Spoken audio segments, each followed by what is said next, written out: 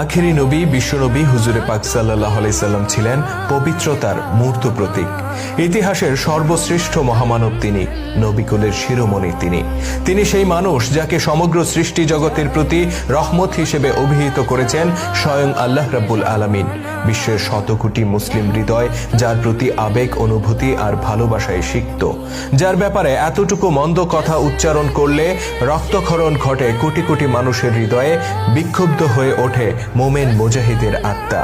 কিন্তু ইসলাম প্রচারের প্রারম্ভকালে এই মানুষটিকেই সহ্য করতে হয়েছিল বহু অপমান, আঘাতে আঘাতে জর্জরিত হয়েছিল তার পবিত্র দেহ, শুনতে হয়েছিল পাগল, গণক, মিথ্যাবাদী, জাদুকর এমন নানা অপবাদ।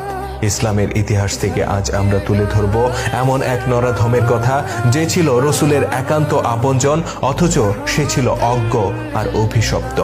ইতিহাসে সেই একমাত্র ব্যক্তি যে রসুলে পাক সাল্লাল্লাহু আলাইহি সাল্লাম এর পবিত্র চেহারা মোবারক লক্ষ্য করে থুতু নিক্ষেপের দুঃসাহস দেখিয়েছিল, আর এর পরিণতি হিসেবে তাকে পৃথিবীতেই ভোগ করতে হয়েছিল ভয়ানক শাস্তি। কে ছিল সেই নালায়েক ব্যত্যমিস? রসুলের সাথে কি ছিল তার সম্পর্ক, আর কি ঘটেছিল তার কপালে?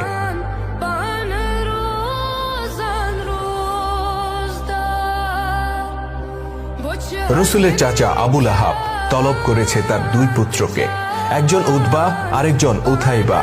পুত্রদেরকে উদ্দেশ্য করে আবু লাহাব বলল, আমি আমার ভাতিজা মুহাম্মদকে নিজের প্রাণের চেয়ে বেশি ভালোবাসতাম। যখন তার জন্ম হয়েছিল তখন আনন্দে উদ্বেলিত হয়ে আমি আমার কৃতদাসীকে আজাদ করে দিয়েছিলাম।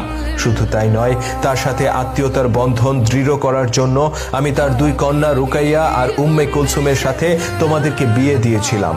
কে জানতো আমার এই ভাতিজা একদিন আমাদের বংশের মুখে চুনকালি লাগাবে? কে জানতো সে আমাদের পূর্বপুরুষের ধর্মকে অস্বীকার করে নিজেকে নবী ঘোষণা করবে? হায়, যদি জানতাম তবে কখনোই তোমাদের দুজনকে তার কন্যাদের সাথে বিয়ে দিতাম না। পুত্র উতবা আর উথাইবা তখন মাথা নিচু করে মাটির দিকে তাকিয়েছিল। পিতার চোখের দিকে তাকিয়ে কথা বলার সাহস তাদের ছিল না। অতঃপর আবু লাহাব বলল, মুহাম্মদের কন্যাদেরকে তোমরা এখনই তালাক দেবে, আর এটাই আমার সিদ্ধান্ত। বড় পুত্র উতবা তার এই কথা শুনে হতভম্ব হয়ে গেল। সে বলল, আপনি কি বলছেন আব্বাজান? পিতার অপরাধের কারণে কেন আমরা তার কন্যাদেরকে শাস্তি দেব? আবু লাহাব বলল, মুহাম্মদকে কষ্ট দেওয়ার জন্যই তোমরা তাদেরকে তালাক দেবে। সে যখন জানতে পারবে তার অপরাধের কারণে তার কন্যাদেরকে তালাক দেওয়া হয়েছে, তখন তার চেহারা কেমন হয় তা আমি দেখতে চাই। পিতা আবু লাহাবের এমন জিঘাংসামূলক সিদ্ধান্ত উতবা কিছুতেই মেনে নিতে পারছিল না। সে তার স্ত্রী রুকাইয়াকে প্রাণের চেয়ে বেশি ভালোবাসত। আমৃত্যু যে বন্ধন অটুট রাখার